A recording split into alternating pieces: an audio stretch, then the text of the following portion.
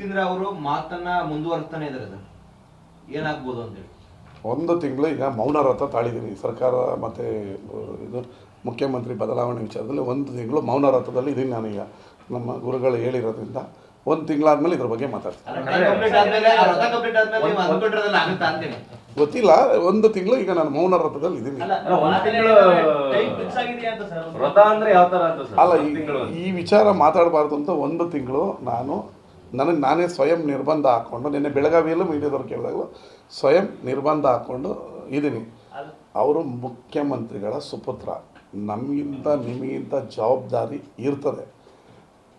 ಅವ್ರಿಗೊಂದು ಸೋದರನಾಗಿ ಮನಪೂರ್ವಕವಾಗಿ ಹೇಳಬಲ್ಲೆ, ಅಧಿಕಾರದಲ್ಲಿದ್ದವರು ಯಾವಾಗಲೂ ಶಾಂತ ಸ್ವಭಾವದಿಂದ ಹೋಗಬೇಕು. ಇನ್ನೊಬ್ಬನ ರೊಚ್ಚಿಗೇಳಿಸೋ ಪದಗಳನ್ನು ಉಪಯೋಗಿಸಬಾರ್ದು, ಅದು ಯಾರಿಗೂ ಉಪಯೋಗ ಇಲ್ಲ ಅಂತ ಹೇಳಿ ಮತ್ತೆ ಮೌನಕ್ಕೆ ಜಾರ್ತಿದ್ದೇನೆ. ಬ್ರೇಕ್ಫಾಸ್ಟ್ ಮೀಟಿಂಗ್ ಆದ್ಮೇಲೆ ಯಾರು ಕೂಡ ಮಾತಾಡ್ತಾ ಇರಲಿಲ್ಲ ಸರ್. ಮೊದಲನೇದಾಗಿ ಮತ್ತೆ ಮಾತಾಡಿದಂಥವ್ರು ಯತೀಂದ್ರ ಅವರು, ನಂತರ ಮಾತಾಡಿದಂಥವ್ರು ಜಮೀರ್ ಅಹಮದ್ ಅವರು. ಸಿದ್ದರಾಮಯ್ಯನವ್ರನ್ನ ಇಳಿಸಕ್ಕಾಗುತ್ತಾ, ಯಾರಿಗಾದ್ರೂ ತಾಕತ್ತಿದೆಯಾ ಅನ್ನೋ ತರದಲ್ಲಿ ಮಾತಾಡ್ತಾರೆ ಅವರು. 1 ತಿಂಗಳು ಮೌನ. ಡಿ.ಕೆ. ಸುರೇಶ್ ಅವರು ಕೂಡ ಒಂದು ಡಿನ್ನರ್ ಮಾಡಿದ್ದಾರೆ ಸರ್. ನೋಡ್ರಿ, ಈ 2 ನಿಮಿಷ ನಿನ್ನೆ ನನಗೂ ಮೆಸೇಜ್ ಬಂದಿತ್ತು, ನಾನು ಬೆಂಗಳೂರಿಗೆ ಬಂದಿದ್ದೆ, ಹೋಗಲಿಲ್ಲ. ಮೊನ್ನೆ ನಾವು 10 ಜನ MLAಗಳು ಈಗ ಇಲ್ಲಿಂದ 700 ಕಿಲೋಮೀಟ್ರ್ ಹೋಗಿದ್ದಾರೆ. ಈಗ ನಿಮ್ಮ ಮೀಡಿಯಾದವರೆಲ್ಲ ಇವತ್ತು ಗೋವಾಗೆ ಹೋಗ್ತಾ ಇದ್ದಾರೆ. ಹಂಗಾರೆ ಮೀಡಿಯಾದವರೆಲ್ಲ ಸರ್ಕಾರದವ್ರನ್ನ ಪ್ಲ್ಯಾನ್ ಮಾಡೋಕ್ಕೆ ಗೋವಾಗವ್ರೆ ಅಂತ ಹೇಳೋಕ್ಕಾಯ್ತದೆ ನಾವು? ಮೊನ್ನೆ 10 ಜನ, ನಾನು, ನಮ್ಮ ನಂಜೇಗೌಡರು, ನಮ್ಮ ಎಸ್ ಟಿ ಸೋಮಶೇಖರು, ವೆಂಕಟೇಶ್, ಇನ್ನೊಂದು 4-5 ಜನ MLAಗಳೆಲ್ಲ ಯಾರೋ ಒಂದು ಫಾರ್ಮ್ ಹೌಸಲ್ಲಿ ಒಳ್ಳೆ ನಾಟಿ ಕೋಳಿ ಮಾಡಿ ಊಟಕ್ಕೆ ಕರೆದಿದ್ರು.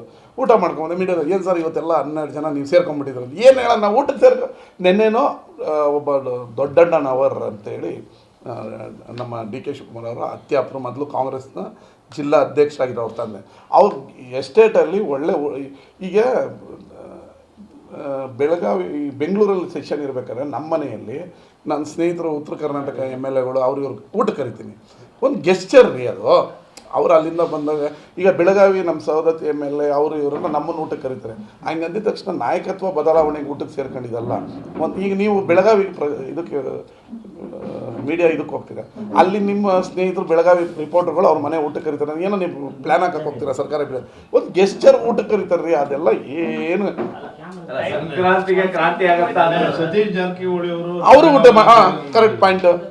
ಅವರು ಊಟಕ್ಕೆ ಕರೆದಿದ್ರು. ಸತೀಶ್ ಜಾರಕಿಹೊಳಿ ಅವರು ನಾಯಕ ಸಮುದಾಯದವ್ರನ್ನೆಲ್ಲ ಊಟಕ್ಕೆ ಕರೆದಿದ್ರು. ಆಯಿತಾ? ಇನ್ನೊಂದು, ನಿನ್ನೆ ಸೆಷನ್ ಮುಗಿದ ಮೇಲೆ ಡಿ.ಕೆ. ಅವರು ಅವ್ರು ಚೇರಲ್ಲಿ ಕೂತ್ಕೊಂಡಿದ್ರು. ಒಂದು 15 ಜನ ಮುತ್ಕೊಂಡು ಒಳಗಡೆ, ಸೆಷನ್ ಒಳಗಡೆ ಕ್ಯಾಮ್ರಾ ಎಲ್ಲ ಇಟ್ಟು ಮಾತಾಡ್ತಾ ಇದ್ರು. ಆಚೆ ಬಂದಾಗ ಒಬ್ಬರು ಮೀಡಿಯಾದವ್ರು, ಏನು ಸರ್ ಏನೋ ಎಲ್ಲ ಪ್ಲ್ಯಾನ್ ಹಾಕಿದ್ರಂತೆ, ಇನ್ನೊಂದು ತಿಂಗಳಲ್ಲಿ ಏನಪ್ಪ ಮಾತಾಡೋಣ, DCM ಮಾತಾಡ್ತೀವಿ, CM ಹತ್ರನೂ ಮುತ್ಕೊಂಡಿರ್ತೀವಿ. ಅದರಲ್ಲೆಲ್ಲ ಆ ಥರ ಊಟ, ಎಸ್ಟೇಟು, ಗದ್ದೆ, ಮನೆ, ಅಸೆಂಬ್ಲಿ ಒಳಗಡೆ 20 ಜನ MLA ಮಾಡಿದ ತಕ್ಷಣ ನಾಯಕತ್ವ ಬದಲಾಗಲ್ಲ. ಹೈಕಮಾಂಡ್ ಅವ್ರು ಹೇಳಿದ ದಿವಸ ಬದಲಾಗುತ್ತೆ, ಹೈಕಮಾಂಡ್ ಅವ್ರು ಸೂಚಿದ ದಿವಸ ಆಗ್ತದೆ. ಅದು ಬಿಟ್ಟು ನಾನಾಗಲಿ, ನೀವಾಗಲಿ, ಇನ್ನೊಬ್ಬರಾಗಲಿ ಏನು ಮಾಡಿದ್ರು ಏನೂ ಆಗಲ್ಲ. ಅವ್ರು ಇನ್ನೊಂದು ಹೆಜ್ಜೆ ಮುಂದೆ ಹೋಗ್ಬಿಟ್ಟು ಯತೀಂದ್ರ ಅವ್ರು ಹೇಳ್ತಾರೆ ಹೈಕಮಾಂಡ್ ರಿಜೆಕ್ಟ್ ಮಾಡ್ಬಿಟ್ಟಿದೆ ಈ ಪ್ರಪೋಸಲ್ನ ಅಂತ. ಮೌನ. ಮೌನ 1 ತಿಂಗಳು ಮೌನ, ಕೆಲವೊಂದಕ್ಕೆ ಮೌನ. ಈಗ ನವೆಂಬರ್ ಕ್ರಾಂತಿ ಆಯ್ತು, ಡಿಸೆಂಬರ್ ಕ್ರಾಂತಿ ಆಯ್ತು, ಈಗ ಸಂಕ್ರಾಂತಿನೇ. ಈಗ ನಿಮ್ ಲೆಕ್ಕ ನೋಡಿದ್ರೆ ಮೌನ. ಸರ್, ಈಗ ಸಿಎಂ ಬದಲಾವಣೆ ವಿಚಾರದಲ್ಲಿ ಡಿ.ಕೆ. ಸಿಎಂ ಆಗ್ತಾರೆ ಅಂತ ಹೇಳಿ ಶಾಸಕರುಗಳಿಗೆ ನೋಟಿಸ್ ಹೋಗುತ್ತೆ. ಅದೇ ಯತೀಂದ್ರ ಸಿದ್ದರಾಮಯ್ಯ 5 ವರ್ಷ ಬದಲಾವಾಗಲ್ಲ ಅಂತಂದ್ರೆ ಹೈಕಮಾಂಡ್ ಆಗಲಿ ಅಧ್ಯಕ್ಷರಾಗಲಿ ಅದೇ ರೀತಿ ನೋಟಿಸ್ ಕೊಡೋದಿಲ್ಲ ಅಂದ್ರೆ ಒಬ್ರಿಗೊಂದು ನ್ಯಾಯನ ಸರ್ ಪಕ್ಷದಲ್ಲಿ ಏನು ನಡೀತಾ ಇದೆ? 1 ತಿಂಗಳು ಮೌನದಲ್ಲಿದ್ದೇನೆ. ಅದಾದ್ಮೇಲೆ ಎಲ್ಲ ಪ್ರಶ್ನೆಗೂ ಉತ್ತರ ನೀವು ತಿರ್ಗಾ ಸಿಗ್ತಿರಲ್ಲ ನನಗೆ. ಅಲ್ಲ, ನಮ್ಗೆ ಓಪನ್ ಆಗಿ ಹೇಳಿದ್ರಲ್ಲ, ಯಾರು ಏನು ಇದ್ರ ಬಗ್ಗೆ ಮಾತಾಡಬಾರ್ದು ಅಂತ ಹೇಳಿದ್ದಾರೆ. ತಿರ್ಗಿ ಮಾತಾಡೋದು, ಈಗ ಮನೇಲಿ ತುಂಟು ಮಕ್ಕಳು ಇರ್ತಾರೆ, ಒಳ್ಳೆ ಮಕ್ಕಳು ಇರ್ತಾರೆ. ನಾನು ಒಳ್ಳೆ ಮಗ, ಅದಕ್ಕೆ ಮಾತಾಡಲ್ಲ. ಹೈಕಮಾಂಡ್ ಹೇಳಿದ್ನ ನಾನು ಫಾಲೋ ಮಾಡ್ಬೇಕಲ್ಲ.